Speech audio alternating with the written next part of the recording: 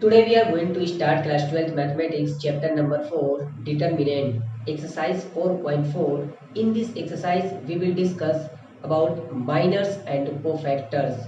Student, previous lecture में हम लोगों ने एरिया ऑफ ट्रायंगल निकालना सीखा था with the help of determinant. तो जो हमारी 4.4 एक्सरसाइज है उसमें हम लोग माइनर्स और कोफैक्टर सीखेंगे। माइनर्स और कोफैक्टर हमारे जो लास्ट एक्सरसाइज है, जो 4.5 की एक्सरसाइज है, जो वेरी इंपॉर्टेंट एक्सरसाइज है, जिसमें से मैक्सिमम मार्क्स का क्वेश्चन जो हमारे बोर्ड एग्जाम में आता ही आता है, उसके लिए ये एक्सरसाइज बहुत ज़्यादा हेल्पफुल रहेगी। ठीक है, इसलिए माइनर्स और कोफैक्टर आप ज़रूर सीखें। तो स्टार्ट करते हैं। इसके लिए हम लोगों ने क्वेश्चन एक्सरसाइज 4.4 का क्वेश्चन नंबर 1 मैं लिया हूँ यहाँ पे कि right the minors and cofactors of the element of determinants. और ये फर्स्ट पार्ट है हमारा 2 - 4 0 3, ये हमारा डिटर्मिनेंट दिया हुआ है और हम माइनर्स और कोफैक्टर निकालना सीखेंगे। सबसे पहले तो ये आप देखिए कि कोई भी एक मैट्रिक्स जो है, अगर ये है A is equal to matrix अगर है 1 2 3 4, तो ये जो इसका 1 एलिमेंट है यानी फर्स्ट रो फर्स्ट कॉलम, जिसको हम A11 बोलेंगे, फर्स्ट रो फर्स्ट कॉलम, तो ये इज इक्वल टू कितना है 1 है। ठीक है, और इस तरीके से अगर मैं बात करूँ इस एलिमेंट की, फर्स्ट रो ही है लेकिन सेकेंड कॉलम आ गया, तो फर्स्ट रो सेकेंड कॉलम ये हमारा कितना है 2 है। इस तरीके से अगर बात करें इस एलिमेंट की, तो ये सेकेंड रो है, सेकेंड रो और फर्स्ट कॉलम ये हमारा 3 है। ये बात करूँ तो सेकेंड रो सेकेंड कॉलम ये हमारा 4 है। मैं इसको इस वजह से बताया हूँ, जो एलिमेंट है हमारा उसको हम स्मॉल ए से डिनोट करते हैं। ये आपको अगर मैं कहूँ कि ये कौन सा एलिमेंट है तो आपको पता चल जाएगा फर्स्ट रो का सेकेंड एलिमेंट। तो फर्स्ट रो ये हमारा, सेकेंड एलिमेंट ये, तो तुरंत आपको पता चल जाएगा वो एलिमेंट कितना है 2 है। यानी एलिमेंट को हम स्मॉल से स्मॉल आई जे से हम डिनोट करते हैं। इसका जो जनरल फॉर्म है वो AIJ होता है। आई जो होता है वो रो होता है, जे जो होता है वो कॉलम होता है। ठीक है, तो ऐसे ही हमारा जब इस वाले क्वेश्चन में बात करते हैं तो हमारा एलिमेंट जो A11 है वो हमारा 2 है, और A12 जो A12 जो हमारा है ये हमारा -4 है। अगर मैं यहाँ पे A11 की बात करूँ तो हमारा 2 है, और A12 की बात करूँ तो ये हमारा 4 है, A21 की बात करूँ तो ये हमारा 0 है, A22 की बात करूँ तो ये हमारा कितना है 3 है। ठीक है, ये हमारा एलिमेंट को शो कर रहा है, जो आपके डिटर्मिनेंट में एलिमेंट है उसको शो कर रहा है, या मैट्रिक्स के अंदर जो डिटर्मिनेंट होते हैं उसको शो करता है। ठीक है, अब हम पढ़ने जा रहे हैं माइनस को। तो माइनस जो है उसको हम कैपिटल M से डिनोट करते हैं माइनस को। ठीक है, तो कैपिटल M यानी इसका हमें माइनस निकालना है, यानी M11 का फर्स्ट रो फर्स्ट कॉलम का माइनस हमें निकालना है M11 का। तो ये हमारा कितना होगा, देखिए जिसका आपको माइनस निकालना है उसके रो और उसके कॉलम को आप स्किप कर दीजिए। ठीक है, उसके रो और उसके कॉलम को आप स्किप कर दीजिए, बचा क्या आपका 3, तो ये हमारा माइनर हो गया। ठीक, ये M11 हो गया। इस तरीके से अगर मैं M12 की बात करूँ, ठीक है, M12 की, तो अगर मैं इसकी बात कर रहा हूँ तो ये आपका कॉलम और ये आपका रो खत्म, ये आपका कितना बचा 0 बचा। इस तरीके से M21 की अगर मैं बात कर रहा हूँ तो M21 ये वाला एलिमेंट हमारा, तो ये आपका कॉलम और ये आपका रो, तो -4 आया। ठीक, इस तरीके से अब मैं M22 की अगर मैं बात कर रहा हूँ, यानी ये वाले एलिमेंट के होते हैं, इसको अगर हम जब कवर करते हैं तो ये पोर्शन आपका स्किप हो जाता है और ये मिलेगा आपको 2।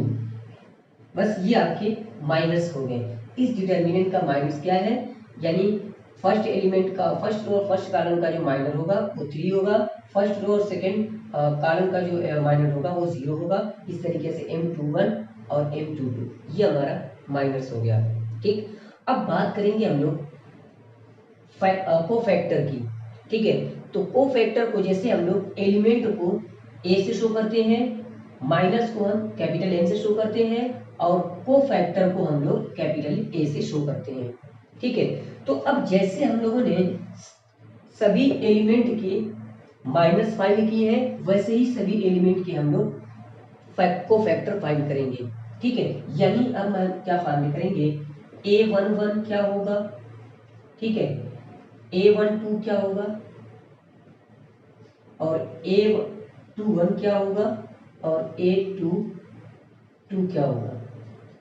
ठीक है, देखिए बहुत आसान है, माइनस निकालना आपको अगर सीखे हो तो को फैक्टर निकालना बहुत ही इजी है। ठीक है, देखिए जो माइनस है यहाँ पे, ठीक है, M11 है, ये भी A11 है, तो वही चीज आप लिख दीजिए।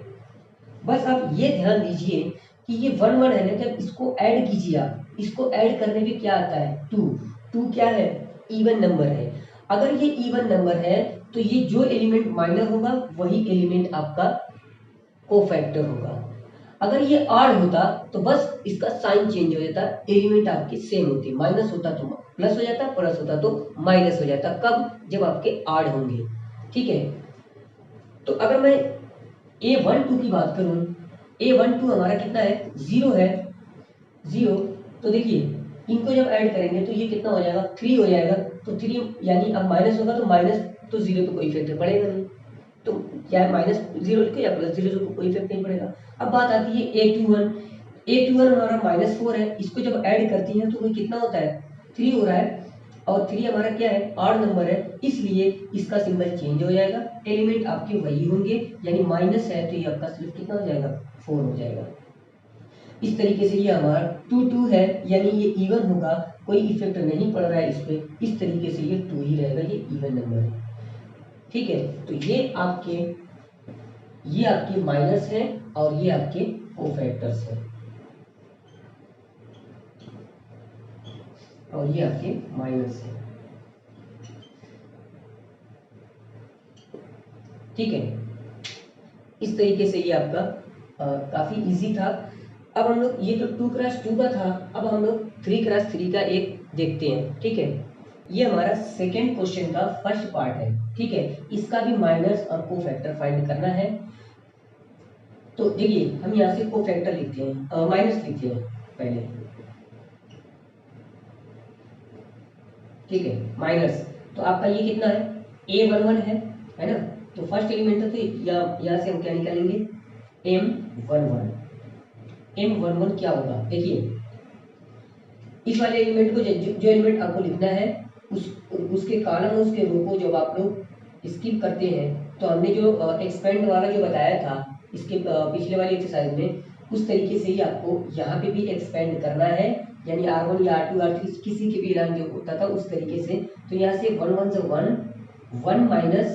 1 माइनस इसका मल्टीप्लीकेशन, यानी 1 का 1 के साथ मल्टीप्लाई, माइनस इसका मल्टीप्लाई इसके साथ, तो ये 0 हो जाएगा।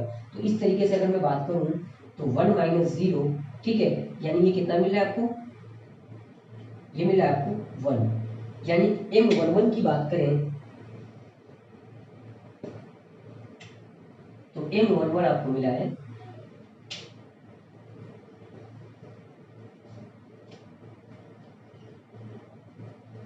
1। ठीक है, नेक्स्ट M12 की बात करें, अगर M12 की, ये आपका M12 है, तो ये आपका रो और कॉलम और ये आपका रो कैंसिल हो गया है। ठीक है, इसका मल्टीप्लाई इसके साथ तो 0, इसका मल्टीप्लाई इसके साथ तो 0, तो ये आपको डायरेक्ट मैं लिख दे रहा हूँ 0। ठीक है, ये M12 हो गया, और ये M13। इस तरीके से आप M13 लिखते हैं तो ये वाला मिल गया आपको, तो ये पोर्शन और ये पोर्शन आपका कैंसिल आउट हो गया, तो इसका मल्टीप्लाई इसके साथ तो 0 होगा, और 0 का 1 के साथ मल्टीप्लाई तो ये भी क्या हो जाएगा आपका, ये भी आपको 0 मिला है। ठीक है, इस तरीके से M21 हमारा है, देखिए ये वाला पोर्शन, तो ये और ये आपका कैंसिल हो गया है। ठीक है, ये आपका कैंसिल हो गया है, ये पोर्शन और ये पोर्शन हमारा कैंसिल है, तो इसका मल्टीप्लाई इसके साथ 0, इसका मल्टीप्लाई इसके साथ ये भी क्या मिला है आपका 0 मिला है। ठीक है, तो अब ये 1 इसका ले रहे हैं हम, तो M22 ये 1 है, ये पोर्शन कैंसिल, ये आपका कैंसिल हो जाएगा, ये भी पोर्शन कैंसिल हो जाएगा, तो इसका मल्टीप्लाई 1 होगा और ये 0, तो ये आपका 1 मिल रहा है। ठीक है, ये M2 3 ये वाला है एलिमेंट। ठीक है, तो ये पूरा कैंसिल हो गया और ये कैंसिल हो गया। आपको देखिए 0 0 1 0 0 0 0 आपका ये 0 मिला है। ठीक है, इस तरीके से M31 ये हमारा है, तो ये क्वेश्चन और ये कौन सा कैंसिल है, ये आपका 0 और ये भी 0, यानी ये भी 0 आपको मिला है। इस तरीके से M32 इज इक्वल टू, ये पोर्शन आपका 0, ये भी आपका गया, तो आपको 0 0 ये भी 0 मिला है। M3 तो ये आपका M33 एलिमेंट ये वाला है और ये कैंसिल हो गया, ये 1 और ये 0, यानी आपको 1 मिला है। ठीक है, तो इस तरीके से आपके माइनस निकल गए हैं। अब आपको कोफैक्टर्स निकालने हैं। ठीक है, तो कोफैक्टर बहुत ही इजी होगा। ठीक है, तो M11 है तो A11 निकाल लीजिए, A11। ठीक, तो A11 देखिए, ये दोनों ऐड करने पे 2 हो रहा है, तो ये आपका वही एलिमेंट होगा 1। ठीक, इस तरीके से A12 हमारा कितना है, ये 0 और 3 हो जाएगा, तो 8 हो जाएगा, तो 0 है तो कोई इफेक्ट नहीं पड़ेगा। इस तरीके से ये भी आपका वही होगा। ये A13, तो यहाँ पे भी कोई इफेक्ट नहीं पड़ रहा है। इस तरीके से A21 हमारा यहाँ पे भी 0 कोई इफेक्ट नहीं पड़ेगा। A22 क्योंकि ये इवन है, A22 तो ये भी आपका 1 होगा, और A23 ये हमारा 0 है, तो इसमें भी कोई इफेक्ट नहीं। इस तरीके से A31 ये भी 0, इस पर कोई इफेक्ट नहीं। A32 ये भी 0, इस पर भी कोई इफेक्ट नहीं। A33 और ये आपका इवन है, तो आपको कोई इफेक्ट नहीं पड़ेगा। ठीक है, तो इस तरीके से आपका 3 × 3 का डिटरमिनेंट का माइनस और कोफैक्टर हमने देख लिया। ठीक है,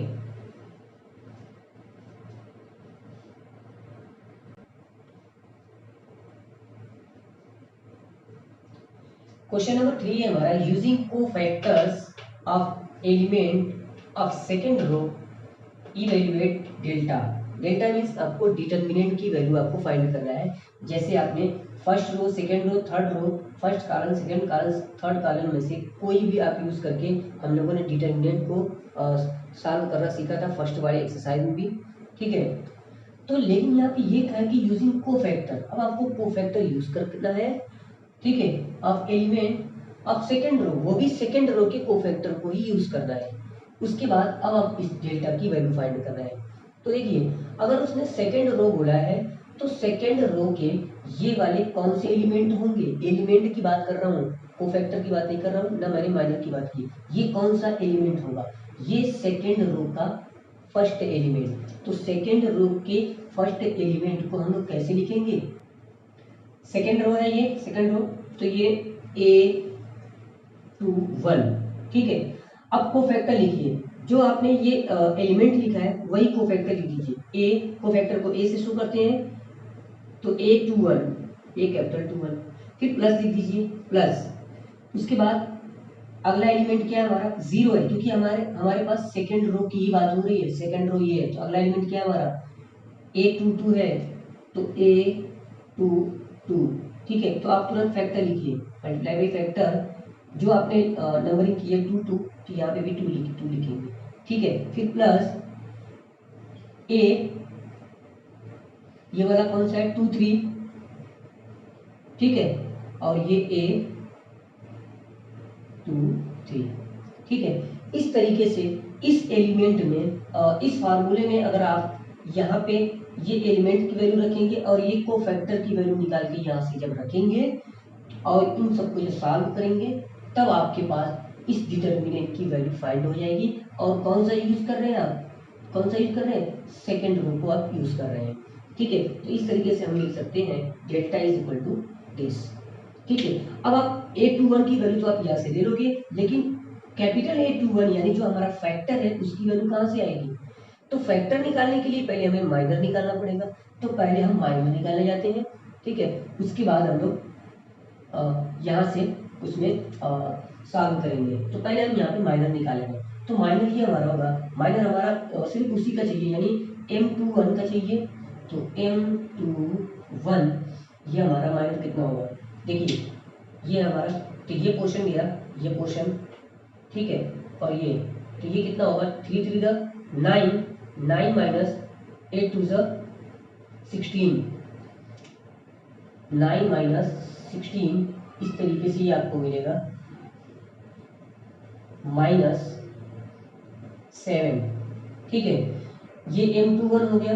उसके बाद M22 इसकी बात करते हैं, तो ये पोर्शन आपका कैंसिल हो गया, ये कैंसिल हो गया, ठीक है। ये दिख रहा है आपका 3 5 15 और -8, 15 -8, तो इस तरीके से 7 मिल गया आपका। M23 आपको ये वाला फाइंड करना है, तो ये आपका पोर्शन कैंसिल, ये कैंसिल हो गया, 5 2 10, 10 और -3, 10 -3, इस तरीके से ये भी आपको क्या मिला है, 7 मिल गया है, ठीक है। ये तो आपने माइनर दिखाना है, लेकिन हमें ज़रूरत किस बात की है, फैक्टर की ज़रूरत, को फैक्टर की ज़रूरत है।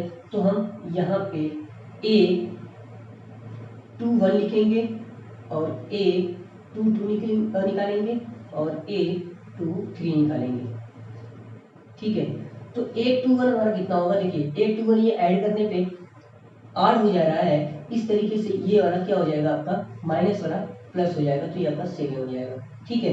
ये A22 ये आपका A22 कितना है, 7 है, तो ये इवन हो जाता है, तो इसमें कोई इफेक्ट नहीं पड़ेगा, ये वही एलिमेंट हो जाएगा। इस तरीके से 3 और 2 5 हो गया, 5 ये इवन है, ऑड है, तो ऑड है, तो इस तरीके से ये -7 हो जाएगा, ठीक है। अब यहाँ पे वैल्यू पुट करते हैं, देखिए A21 एलिमेंट हमारा ये है, 2 है, तो 2 मल्टीप्लाई बाई, ठीक है, ये A21 कितना आया है, A21 7 है, प्लस A22 आपका 0 है, 0 मल्टीप्लाई बाई A22 कितना है हमारा 7 है, प्लस स्मॉल A23 कितना है आपका 1 है, मल्टीप्लाई बाई कैपिटल A23 कितना है -7 है, ठीक है। इस तरीके से 7 2 14, ये आपका 0 हो जाएगा, ये आपका -7, इस तरीके से इस पूरे डेल्टा की वैल्यू कितनी आई है, 7 आई है।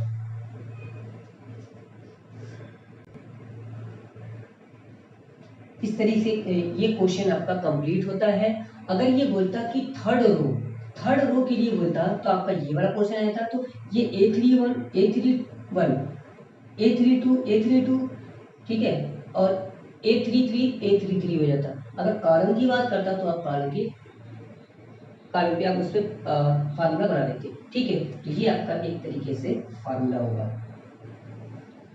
ध्यान देना है आपको फार्मूले में कि अगर ये एलिमेंट जो नंबरिंग एलिमेंट की होगी वही आपके कोफैक्टर की भी होनी चाहिए, बीच में प्लस, ठीक है, ठीक। इस तरीके से ये क्वेश्चन कंप्लीट होता है। इसमें अगर कोई भी डाउट हो तो आप कमेंट कीजिए, मैं आपको कमेंट बॉक्स में आपको ज़रूर बताऊंगा, या उस पर वीडियो भी बनाऊंगा जो आपको कोई भी प्रॉब्लम होगी, ठीक है। Thank you.